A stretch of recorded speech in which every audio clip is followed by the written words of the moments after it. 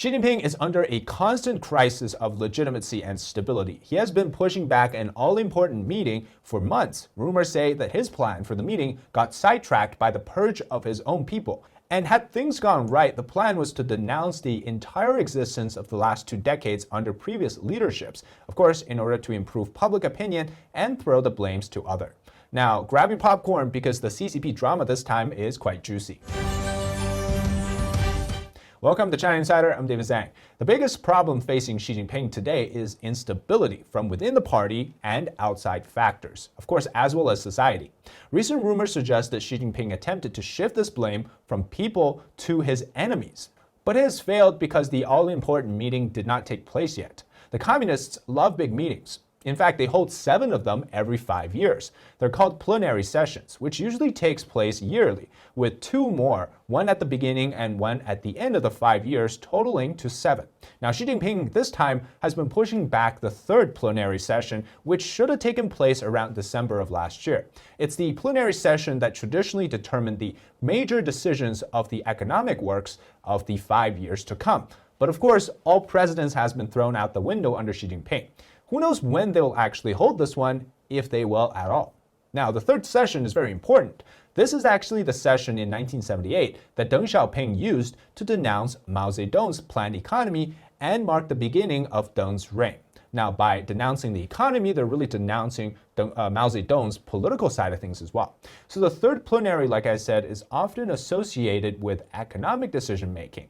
But to say it's an economics meeting, it's technically using the economy as the excuse to denounce the opposition's party actions.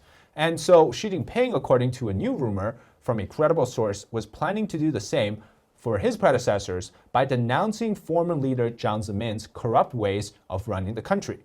Basically to pin this blame of all of the crises facing China today and the CCP onto Zhang. Now, who came up with this plan? Well, according to the source, it's from Cai, currently the real number 2 in power. So Cai is Xi Jinping's most trusted person at the time. And the plan was recommended to Xi Jinping by Cai, saying that to solve all of our problems today, if we just denounce the reign of Jiang Zemin, which took place in the 90s to the early 2000s, then it would solidify Xi Jinping himself and his own reign and begin this new era, usher in the era of Xi Jinping completely. Why would Xi Jinping want this? Well, first of all, it sounds great when somebody says you're going to get a whole era dedicated to yourself. But because this comes from the person who is really good at kissing the butt, definitely was adopted by Xi. And so we also know that because the public opinion following zero COVID has been clearly against Xi Jinping, so the external pressure as well from countries like the US, the overall chaotic situation, really not looking good for Xi Jinping, this plan seems like a way out. To blame it all on his opposition, another faction, and to blame it all on his corruption, that seems like a great idea. So it serves 2 purposes. One is to remove the enemy faction from influence, and then second is to serve to calm the people by removing Xi's responsibility for causing the disasters onto other people, right? Who wouldn't want that? However, what basically stopped him is that his own people have fallen from power left and right because of the same reason that he wants to denounce the others for, which is corruption.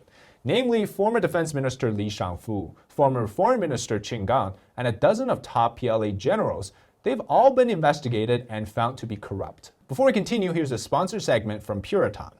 If there is one supplement you want to get incorporated into your diet, it's a good omega-3 supplement. It's the best all-around defender for your health. It reduces inflammation, cholesterol, improves eyesight, and reduces risk for heart problems, as well as helps with joint pain, among other benefits.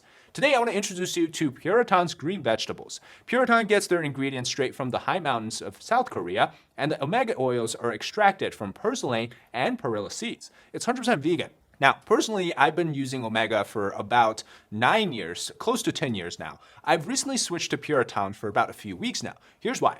We mostly get our omegas from fish, right? But that's not the best case for everyone, especially there's the aftertaste. It might not be suitable for vegetarians or vegan. So the most important part, right, we often forget is the actual concentration for omegas. Puritan soft gels have a much higher content for omega 3, 6, 7, and 9 than many of the brands out there. And some say that they notice there's less hair loss, more energy, lower cholesterol levels, and overall improved health. I think the best part for me is the lack of inflammation or the reduction of inflammation. Other brands also they use this high heat method to extract the oil, which in turn creates a lot of harmful byproducts. Pureton's green vegetable is done using a patented method of supercritical carbon dioxide low temperature extraction, so it preserves the natural properties and maintains high purities. First of its kind. So get it for yourself or as a gift to your loved ones ahead of the holiday season. Use my code DZ2023 and you can receive free shipping globally. Check out my link in the description and comment today. Now, it would have been very hypocritical for Xi Jinping to publicly say this in a meeting, blaming others for corruption when his very own people have done the exact same. Now, keep in mind that Xi Jinping will never use corruption as sort of the main reason to purge somebody, but it is a part of a contributing factor to do so. And if Xi Jinping had done this, well, it wouldn't look very good to convince people within the party. And of course, it's also not on the idea that it's going to benefit the Chinese people or to improve the economy, right? It's for a pure power struggle move, and it's to maintain his power. Had he really wanted to rule out corruption as if it's some sort of an achievement, he would have done this a long time ago, denouncing Jiang Zemin. Now, he's simply running out of options today to maintain his stability. It's not like removing Zhang's faction's influence is somehow going to mean that Xi Jinping is going to make people's lives better. It's not. He's not about that. It's all about power for him. Xi went into power in 2013, in fact, accepting all of Jiang Zemin's rules. And he didn't stop Jiang Zemin's persecution of Falun Gong. He also maximized persecution of the Uyghurs, too. He also didn't stop the 610 office system, which was created as an extrajudicial or outside of the law system against Falun Gong. And he never denounced any of that, of all the wrongdoings of Jiang Zemin. And even, in fact, when Zhang died in November of 2022, Xi Jinping even praised Zhang's achievements. So CCP leaders are all really the same to the core. Whether that's Mao, Deng, or anybody else, it's whenever they're threatened with a removal of power or that they feel like they're about to be challenged, that they seek some sort of a plan of action. And Xi's running out of options because even to this day, disasters are still striking China. And whatever he does, the economy is not looking good, right? It's crashing. The isolation on the international stage, public resentment at an all-time high. China is in a terrible state. COVID is still a pandemic in China. It's just that the government says we're not allowed to talk about it. So people close to me, family members, relatives, and just people I know in China, they've been telling me for months that they've gotten sick multiple rounds since the year started. In fact, it's always been active. Even after zero COVID ended, people are still dying all the time from COVID. But Xi Jinping, in order to maintain stability, orders everybody to shut up. Even that in the medical system, you're not allowed to name the symptoms as that of COVID, just say pneumonia or some other respiratory diseases.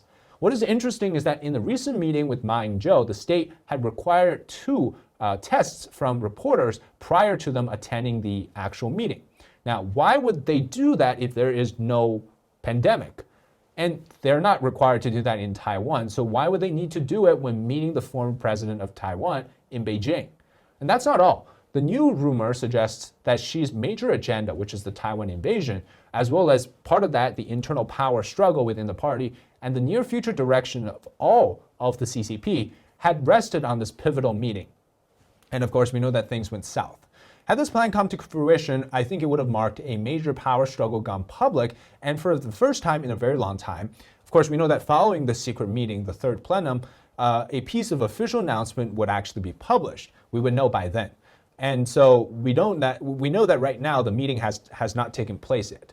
It would actually signify two competing ways of the party, and one of them is winning, right? So you have the Xi Jinping's version, which is basically Mao's total control, versus the Deng Xiaoping version of the economic focus first. Now, it's always been this way since Xi came into office back in 2013. Very subtle, but people against Xi Jinping would always use the dead Deng's legacy to attack him, and then Xi Jinping would fight back by using even more dead Mao against it. So the idea here is that there's a competing sort of understanding of how to keep the party alive. It's all about keeping the party alive. It's not about betterment of society. So the CCP has always combined the economy and politics as one, right? So in the third session, under the banner of working on major economic policies, he would in turn use those policies to the advantage of denouncing his oppositions in the political side of work. Now, this is not a rumor, right? It's public knowledge that Jiang Zemin, who came into power following Deng Xiaoping's rule, actually established this whole corruption idea. He basically focuses on making sure that all CCP officials would get rich and have to get rich through graft and other corrupt means. And so that when the time comes, even the military, that's when corruption really began to take fold under Jiang Zemin. And so everything was run on corruption. And the idea here is that you have so much money and materialistic achievements that there's no way that you would think otherwise, and you want to protect this way because this is how you're gonna make your money. And so when Xi came into power, he precisely used that same corrupt system to his advantage because he says, well, if everybody's corrupt, then we can go ahead and remove and purge all these people because we can definitely find things that are dirty on him because of corruption. And so it was very public that Xi Jinping also believed because of corruption, when he came into power, he was handed a mess. And again, this is back in 2013. He voiced this, right? This resentment also at Beidaihe last year, which is the annual summer retreat, where he believes that he was handed a system so bad, so corrupt, that he had to basically reorganize and recoup some of the essence of communism, so to speak. But that's where he sees this as the opportunity, like I mentioned. So he used it to defeat his oppositions. Now, we know that all CCP officials are corrupt. There's no question about it, right? I think right now the biggest shock to Xi Jinping, again, is that his own people, after investigation, were found to be corrupt, disloyal to him. And I think people that he thought he handpicked were also involved in this. In fact, some of them even conspired behind his back to undo his legacy. So this lack of loyalty among his own people has him very frustrated. Unless Xi Jinping is willing to put down his own people on the way to launch a major political movement to remove Jiang's faction, he really doesn't have a way to hold the third plenum. And so the rumor, of course, went further on to suggest that initially Xi Jinping was going to denounce the entire existence of reform and opening up, including Deng Xiaoping himself. Now, the era of Deng has always been, of course, the ideas of reform and opening up, which when Xi came into power, it ended. So because of that, Deng's path started after he personally denounced Mao, who is before him, in the last third plenum. For Xi, wanting to do the same, to walk Mao's path again, he would need to publicly denounce Deng Xiaoping.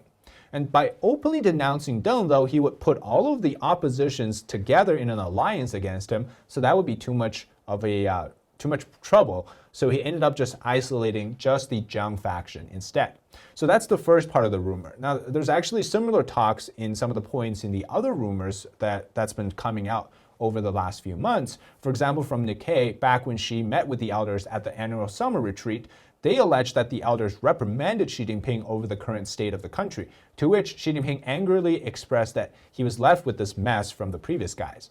So it's clear that Xi is running out of options to maintain his absolute authority in the party. Much like Mao, who later on would go on to purge people who he didn't trust, Xi probably will do the same. So that means whether that's launching a serious political campaign, or it could be something like a war, in which that could also rule out a lot of the people who have oppositions over it. And I think this takes us to the second half of the rumor, which is that there's a clear opposition inside the party from different factions and military generals. The consensus is that the war preparation over Taiwan has placed the party in an unprecedented disadvantage in all sorts of ways. This isn't a rumor, again, because a recent PLA general named Liu Yazhou was sentenced to life imprisonment. Xi Jinping cannot tolerate him and his thinking, because Liu had written many pieces of papers on Taiwan. Because the real reason, contrary to charges that were brought upon this general of corruption and having mistresses, is that Liu had been a military strategist studying upon the combat situation around Taiwan. The conclusion that he gave is that there's still a huge disparity in strength between the PLA and that of the United States, Japan, and Taiwan. So if Xi wants to start the war, he will lose. And in fact, this idea has been permeating throughout the entire military, so it's common in an understanding that the war over Taiwan will be disastrous, it's a suicide. But then Xi Jinping doesn't care. He wants absolute loyalty from everyone, as his mind is set on invading. So again, whether this happens or not, the invasion that is, there's many factors, but Xi Jinping is preparing for it. Before the invasion, Xi Jinping has to make sure that inside the party there's no opposition to his dream. So you can't really afford to have enemies from the outside and fighting some from the inside. And then, because of that, he needs to purge out anyone that is deemed not loyal to him. So this faction versus faction struggle will continue on. And this is not the end of it, because who knows what else is going on behind the scenes, and we'll slowly bring that to light. All right, that's it today for the episode on why Xi Jinping is holding back on hosting an important meeting. Well, it's because he's facing a crisis left and right. If you enjoyed the content, leave a